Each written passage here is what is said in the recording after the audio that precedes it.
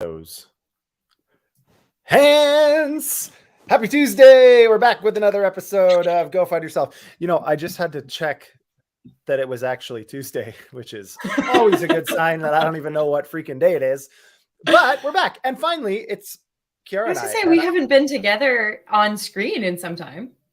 Yeah, I saw you in person the other day, but not on the screen. Yeah, it's kind of strange. Regrets. Pardon? I said JD has regrets. What does your background say now? Enthusiasm is the steam that drives the engine. So this steam is that I was struggling with. Okay. Steam. Yes, I was like. So I'm actually, not that anybody gives a shit, but I'm actually in an Airbnb that is all about steam engines. Oh, are you near a train yard? No, the guy that owns the Airbnb is one of the world's foremost experts on steam engines. Who knew?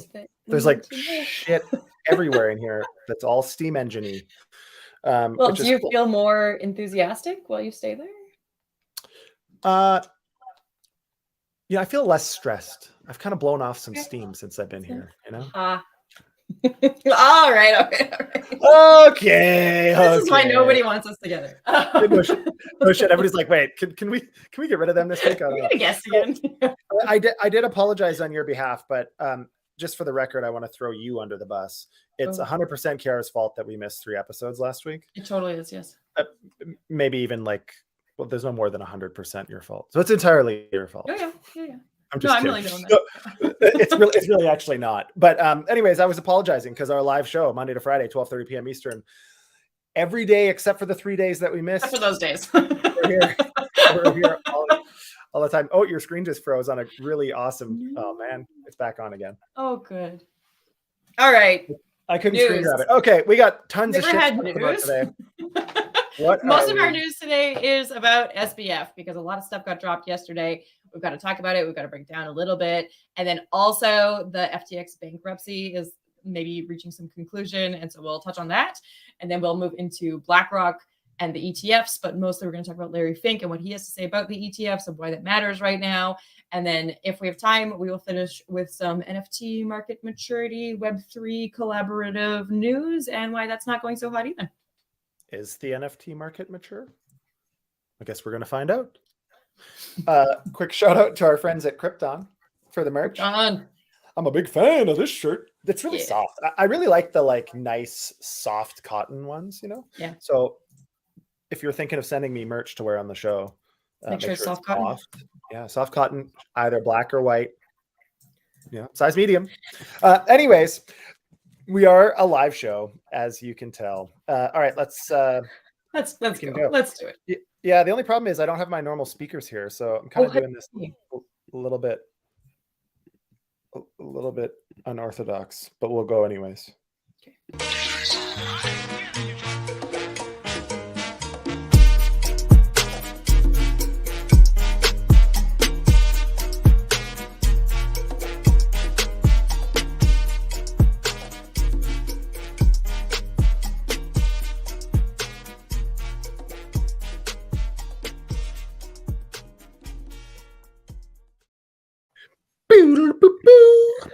Look at your poor ventilation.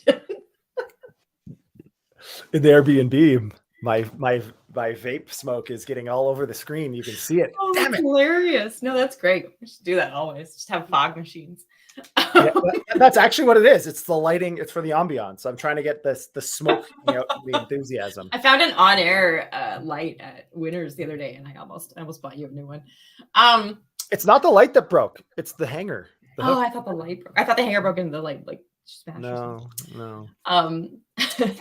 Speaking of vaping, you'll love this because that's your self-medication. They tried to push the SBF trial back, saying that he wasn't properly medicated. They weren't providing him with enough Adderall, and that was not enough to delay the trial. Patrick and I actually talked about it yesterday.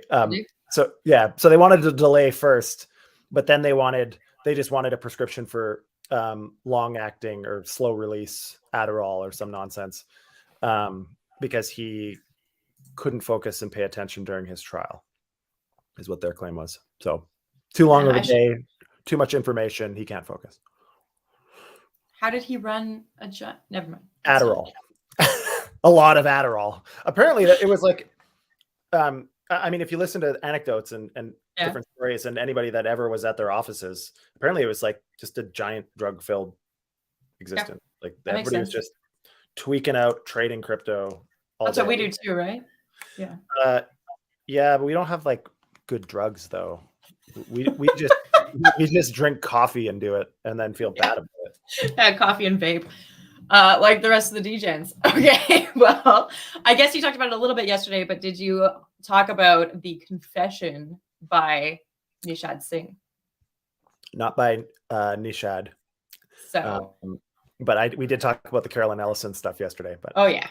Okay, that's not on today. Today is Nishad. So basically, he straight up came forward and said that SBF allocated money to politics, allocated money to pay off celebrities, that kind of thing, and it was all stolen client funds. They knew it was stolen client funds. It was all done via encrypted chats, and basically there's no excuse for it. He also tried to make it not his fault. Singh tried to make it not his fault by saying that it was only his job to click the approval button, and that's why it wouldn't be on him. We got a couple different articles about this, and the amount of money is wild. Like we have a few different celebrities, Steph Curry, Taylor Swift, who received tons of money, and it was all stolen, and they knew it was stolen. It wasn't a mistake. They spent 1.1 billion in endorsement deals, and that would include the Formula One team, the Miami Heat stadium, and then Tom Brady, Giselle, Steph Curry, Larry David. Like they were paying freaking everybody, Mr. Wonderful. So anyways, this is an interesting one. I mean, we talked a little bit about prisoner's dilemma and game theory yesterday, Patrick and I. And that, I mean, this is what they do with those like quasi RICO cases, or they round up and charge everybody. And then all the low level people, they give deals to flip on the one or two people that they're trying to pin the whole thing on. And that's kind of what's happening here. Like everybody now is just coming out of the woodwork saying it was SBF's fault. It was all premeditated and orchestrated, but only by him. The rest of us were just doing what we were told. I mean, I get it. That's probably the defense that is most likely to work. Especially if they all are together in on it. Yeah. Right. Yeah, they're all doing it. Like, unfortunately, this isn't looking good for SBF. Everybody's kind of piling on him. I mean, I don't have a ton of sympathy because, what has all come out of this is that there's still somewhere around an $8 billion shortfall. Yeah. And so that's one of the things I wanted to point out is that this extravagant spending, or these deals, I guess, only account for $1.1 billion. And Nishad Singh was saying that the extravagance of spending makes up for the other nearly $7 billion. And like, just to contextualize that, $7 billion is a lot of money to have a shortfall in. Like, I think you would notice closer to the 1 million mark that you were.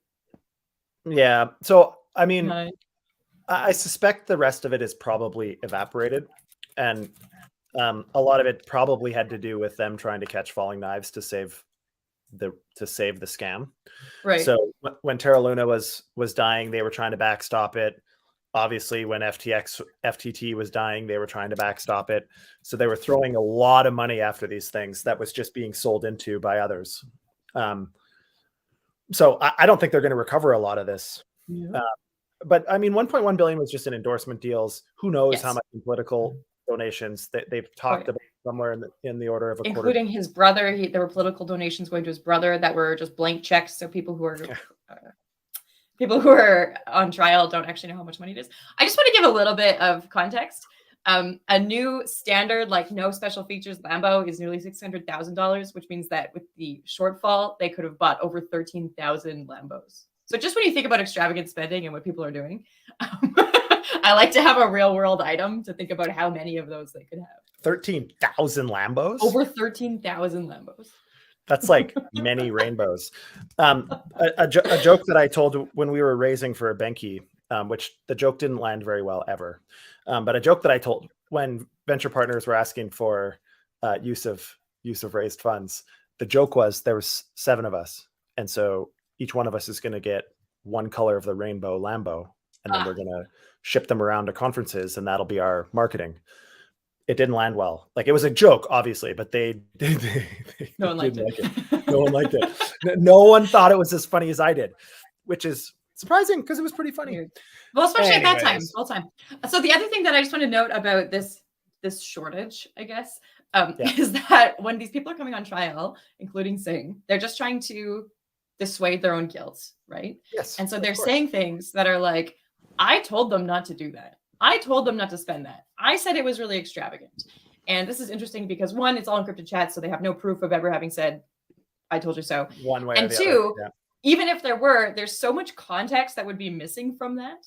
Like, when people are excited about money, they might say this is really extravagant, but it's probably not in a finger wagging way, right? Yeah. It's probably like, wow, this is so extravagant. I can't believe I'm part of this. And now we have all of these people doubling back. And I wonder what they're going to do next. Like, if they're not convicted of anything, if it's SBF only, it's not like they're in a great position to go work for another.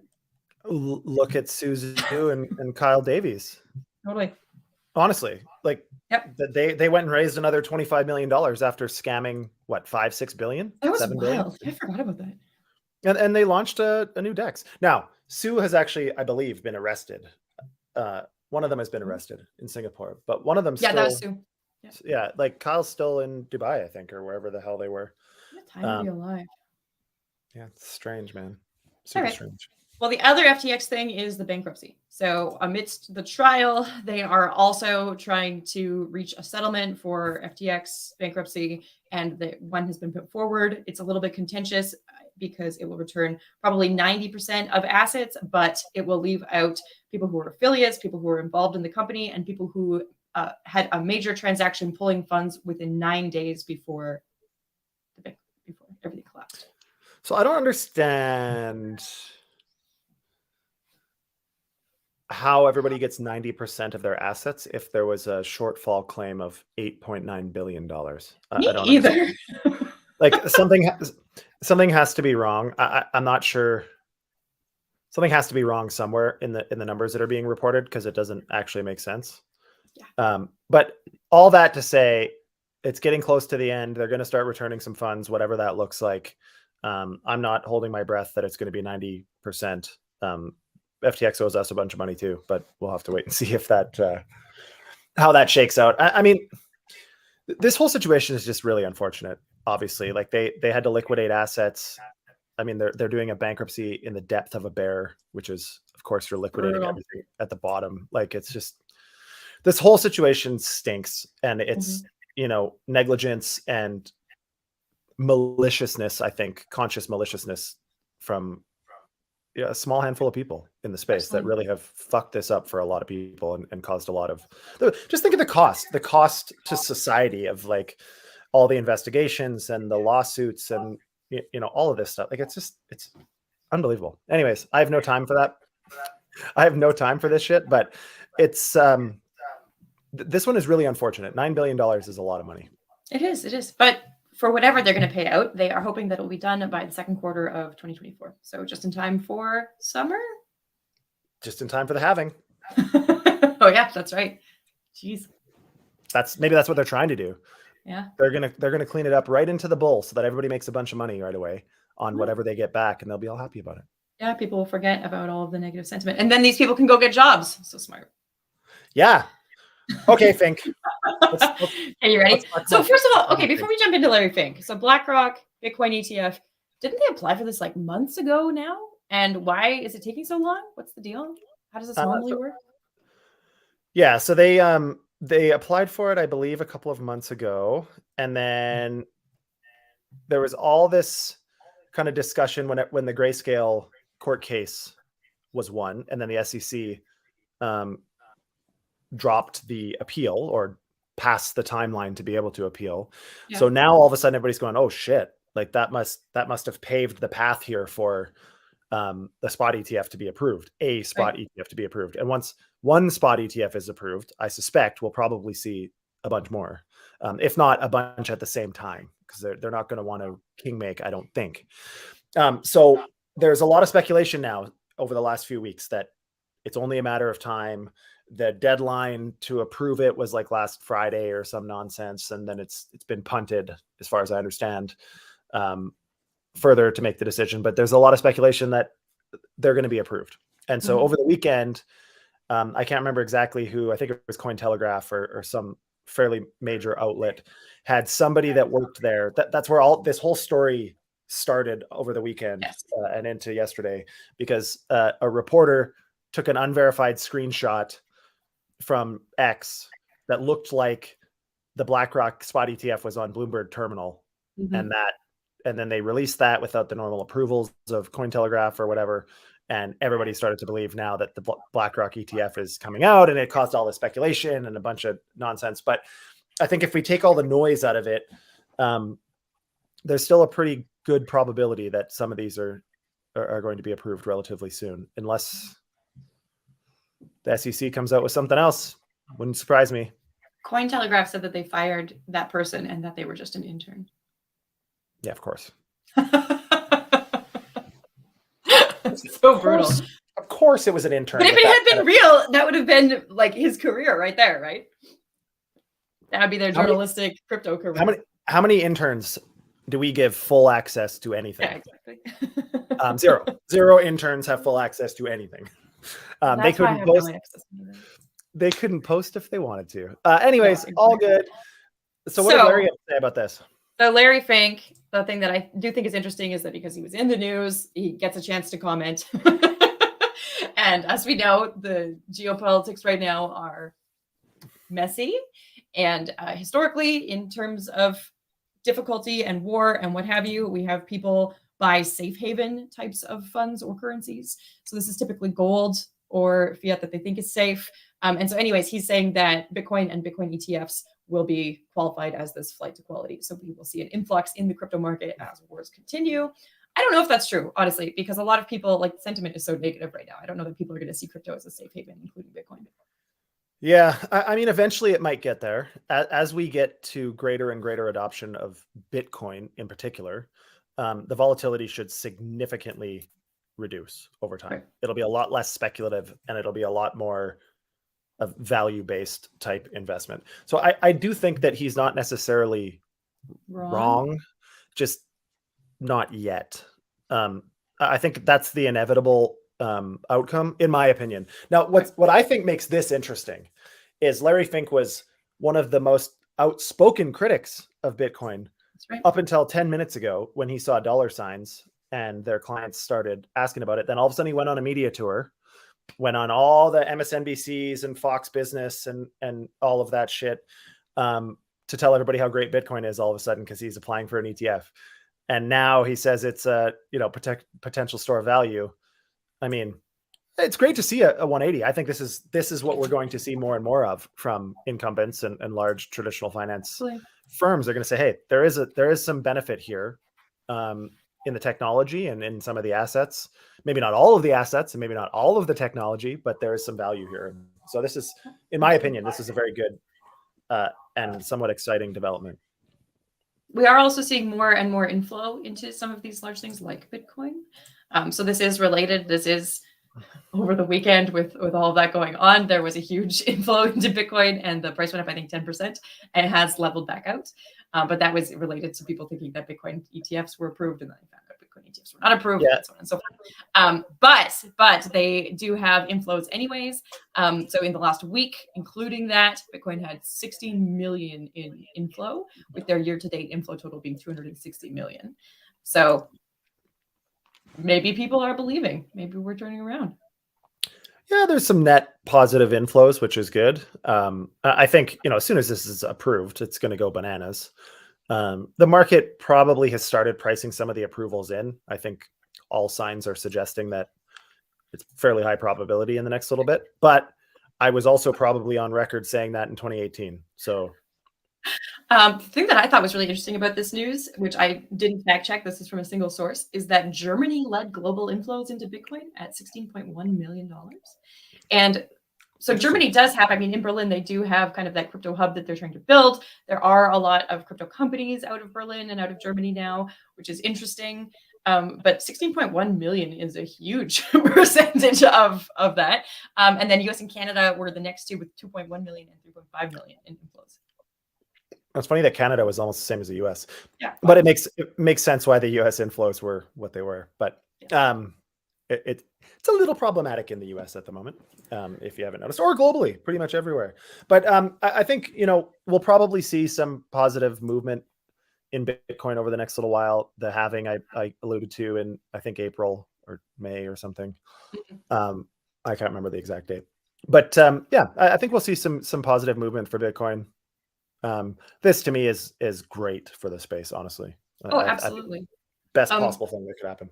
Do you think NFTs are still great for the space? NFTs? Yeah, I'm down for NFTs. So. Oh, wait, what? I've been reading about this in a few different places, so it's interesting to just touch on it at the end of today. But there have been different analyses done on the NFT market recently, and the negative sentiment, and people selling, and are Bored Apes even going to matter anymore, that kind of thing. And so an analysis of over 73,000 NFT collections, which I think was done exclusively on OpenSea, shows that 95% of NFTs have lost value just in the last year. So not even from the last couple of years when they were at an all-time high, but just in the last year, they've continued to drop. A bunch of Web3 people and influencers and executives are trying to say, oh, this is just the market reaching maturity. But a decrease in value does not equal maturity necessarily. Yes and no. I mean, to me, this is a bit of hyperbole. I think this is a bit of fear-mongering to a certain extent. Every crypto asset lost in the last year. Every stock on the traditional markets went down over the last year. Like, the fact that NFTs went down in value is not the problem. Right. I think the bigger problem is overall volumes, is sentiment for NFTs potentially, and will they actually ever recover? That's the bigger problem, I think, for NFTs. And I don't know the answer to that. I think there's a lot of value for the technology, NFT technology. Now, caveat here, I've never been a huge NFT person. Any NFT I ever buy isn't worth a damn thing. If I ever get into a mint, it's guaranteed that it's not going to sell out and it's not an exciting project. So I'm not good at the NFT game. Having said that, I think the technology of NFTs is amazing, and there's incredible applications that we haven't even scratched the surface for that tech. So I think that's really great.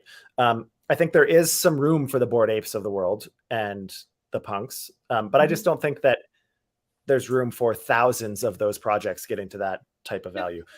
Will most of them recover? No, most of them won't. But that's every market cycle for every asset class ever. Absolutely. There's going to be, a fairly sizable portion that don't work out, but that's the game. The game is trying to figure out the ones that have fundamental value. Anyways, but yeah, like the NFT market, it's a bit of a puzzle for me, how that's going to go into this next cycle here. Is it going to be another PFP craze where people are spending hundreds or millions on a JPEG? I don't know. I mean, art still exists. Most people don't spend hundreds of thousands on art, but some do, and it still exists. And so it'll be interesting to see how this comes. I hope, for the sake of a very sizable piece of our community, that there is a resurgence of NFTs. Hopefully it's a little more controlled and a little less crazy, for lack of a better phrase. But yeah, we'll have to see. I don't know. What are your thoughts on that? Do you have any thoughts on NFT? I think that the bull market that we had with NFTs was just kind of a use case of what could be done, but that it was really reflective of the rest of the market at the time. Like, NFTs do have a lot of utility, but we won't see them integrated via OpenSea. It's not going to be just artwork, right? We've kind of talked about that in terms of luxury goods. We've talked about that in terms of corporate utility. A lot of people think NFTs will have utility in terms of education, for badging, diplomas, that sort of thing. So I think that maybe there's a maturity component in that more institutions are trying it. Like, isn't it Utah, the state of Utah? You can now have an NFT marriage certificate, right? Yeah. But is that going to reflect on OpenSea? Absolutely not. No, probably not. You're not going to see that. We're not going to see that on the value on OpenSea. Although maybe that's a good way to when we think about power and control, and we talk about CBDCs a lot, but maybe there will only be like so many marriage certificates or so many birth certificates available in year. And then you've got to buy one. Yeah. We're waiting for a married couple to die so we can use their certificate slot. Yeah, I think again, there's a lot of value in the technology that doesn't necessarily translate to, saleable value of the marketplace of the NFT, right? Like it's a lot of them will have no value, economic value, but a ton of value in other ways. They do things for you. They allow access to things, like whatever it is. So I think the market's definitely trying to figure its life out. I think we'll probably see some really novel. I know a few groups that are building some pretty interesting stuff for the NFT space. So we'll have to see if any one of those kind of picks up and takes off again. I mean, DeFi summer happened, and then the liquidity mining circus started when all of us thought, how are they going to top DeFi summer? Yeah. I mean, there's always a catalyst. We don't know what it is until it happens. Yeah. But there's a lot of cool shit being built. So let's hope that people can build on that. And that's your FUD for today. I don't know. We were pretty positive today, actually. It was a pretty positive day. It wasn't super funny. Quick shout out to Evie, BCP. Thank God you're here, man. Good to see all you guys tuning in live on Spaces. Quick reminder, we're a live show Monday to Friday, 12:30 p.m. Eastern. We're on all the major venues. Like, share, subscribe, and bookmark us on X, please. It really helps with reach. We don't commercialize the show other than the merch. You can tell. I don't think anybody would want to advertise with us, at least not yet. But someday maybe we will. Who knows? Anyways, with that, I say to you, Kiara, today, go FUD yourself.